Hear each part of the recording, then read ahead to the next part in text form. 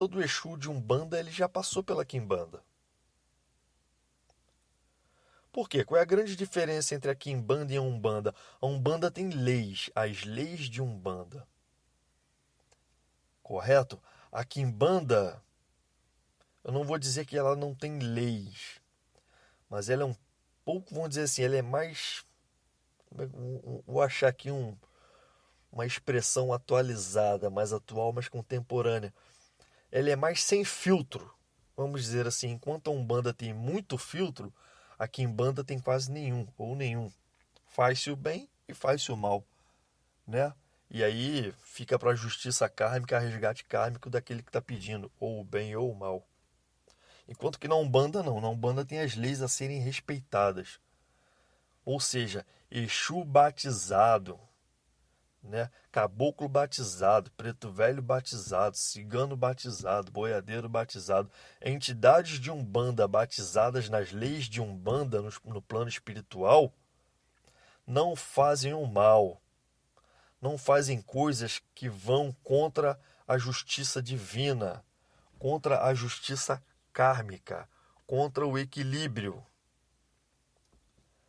E eu não estou falando só de questão de coisas más, não de coisas ruins, não. Às vezes, uma entidade fazendo uma coisa boa para uma pessoa, ela pode estar interferindo no resgate kármico daquela pessoa. Entendeu, gente? Então vamos voltar ao assunto do Egum na Quimbanda. O que acontece?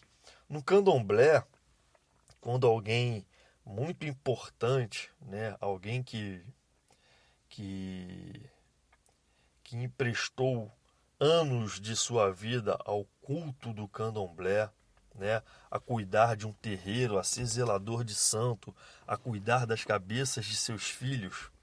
Esse alguém, quando desencarna, o corpo físico passa por um ritual, o pessoal de Candomblé sabe do que eu estou falando, passa por um ritual chamado axexé. O que é o axexé? É o preparo do espírito daquele cidadão ou cidadã importante dentro do culto daquele terreiro, é o preparo desse espírito para o Orum. Não é isso? Que é quando os orixás, através do axexé, fazem uma coisa chamada balé de Egum. Alguém já deve ter ouvido falar em balé de Egum, que é exatamente essa transposição do espírito que está ali se desprendendo da matéria para o Orum, para que esse espírito não se perca. Tá ok, gente? Então é feito um balé de Egum pelos orixás que levam o espírito desse irmão ou irmã diretamente para o Orum, de uma forma segura, tranquila, dentro da mais perfeita ordem.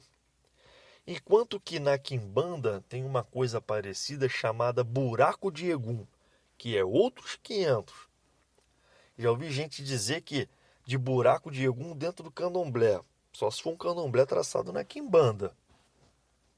Tá ok, gente? O que a Quimbanda faz de buraco de Egum é o seguinte: enquanto o candomblé cuida para que o irmão seja transportado direto ao Orum, a Quimbanda faz o inverso, através do buraco de Egum. Ela pega um Egum para se servir desse Egum. Muitas vezes, como isso é feito? Bom, tem rituais, uma liturgia variada. Isso, não vou nem dizer liturgia, mas tem rituais variados para isso.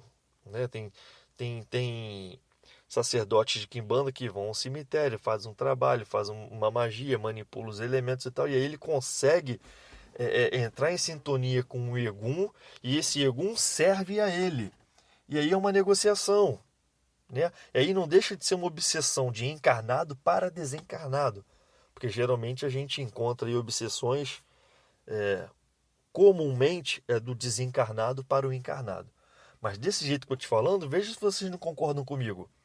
O encarnado está indo à Calunga, né? Calunga é o cemitério, Calunga pequena, está indo na Calunga fazer trabalhos para ter os serviços de um egum, de um espírito, de uma alma, vamos dizer assim.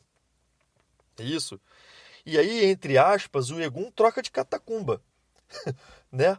Com todo respeito, mas é mais ou menos isso que acontece. Não que todo espírito, todo Egum resida dentro de uma catacumba, não é isso que o Marlon está falando, mas entre aspas, ele vai sair do cemitério e vai passar a servir dentro do buraco do Egum, que foi o início do assunto aqui agora.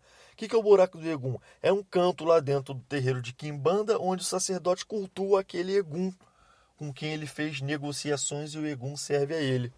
E geralmente ele bota esse Egum no pé de um Exu mais velho, que geralmente na Quimbanda chamam de Exu de Ganga, né?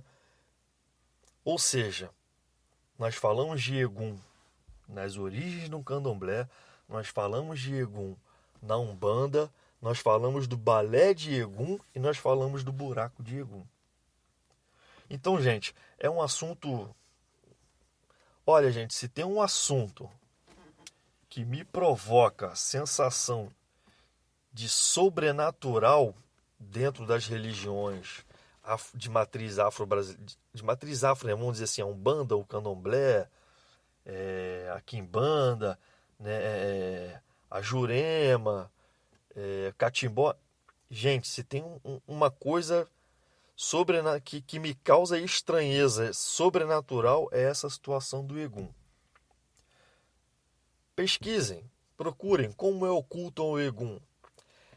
Os Eguns, eles são espíritos, eles não incorporam em uma pessoa. É um culto totalmente diferente do culto aos orixás. Os orixás incorporam nas pessoas. Então você está vendo o orixá incorporado numa matéria física de uma pessoa. Mas no Egungun, no culto ao Egum, negativo. Né? Tem lá uma fantasia, que na verdade, desculpa, não é uma fantasia, é uma roupa muito bem trabalhada no espelho, nas cores, muitas fitas, né? Vamos dizer assim, entre aspas, bem espalhafatosa, e aquela fantasia fica ali parada no terreiro, daqui a pouco o vento do Egum faz aquela fantasia se movimentar, né?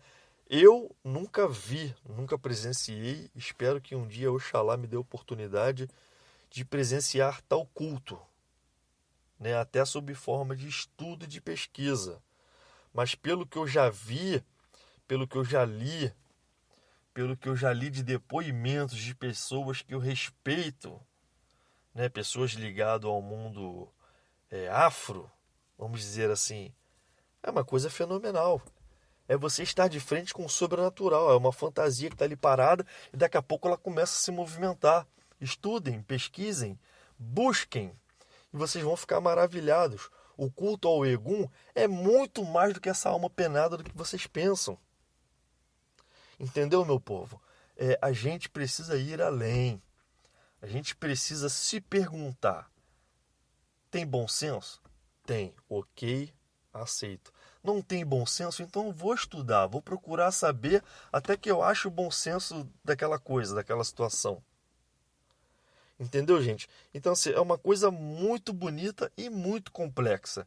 E aí você ler e ver situações sobrenaturais como essa, pô, meu amigo, tem que estar muito preparado e muito estudado. Entende? Então, assim, faça isso. Vá procurar saber, vá estudar, vá entender o que é o culto do Egum e procure também o que é o Egum na Umbanda, se é isso mesmo que o Marlon falou, né? O Candomblé tem várias denominações para Egum, né? Como se fossem qualidade de Egum, Egum isso, Egum aquilo. Eu falei de dois, né? O Baba Egum, que é o Egum chefe daquele culto, que dá sua presença naquela casa, né? Na casa de Egum. E os aparacás, que são os que não têm nome ainda, que não têm permissão para dizer quem é. Ou seja, não é o mais importante é o Baba Egum. Mas tem outras denominações de Egum dentro do culto Egungun. Então procurem, né? Na Umbanda, como Egum veio parar na Umbanda? Porque em Yansan é dita orixá dos Eguns, né? Procurem saber, né? Tem uma qualidade de Yansan chamada Yansan Egunitá.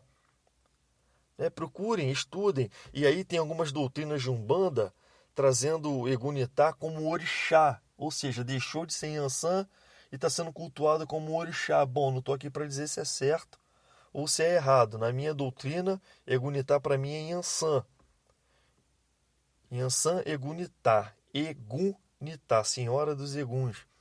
Então, assim, procurem saber, mas com bom senso de que tudo isso é muito bonito, tudo muito belo, culturalmente, né? Porque o culto do Egum não pode ser trazido para dentro da Umbanda. O Egum, na Umbanda, o conceito Egum tem que morrer naquilo ali. É um obsessor.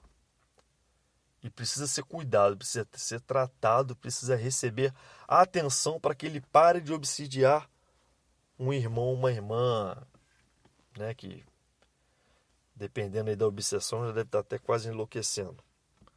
Enfim, é isso, gente. Então, assim, procurem estudar cada vez mais.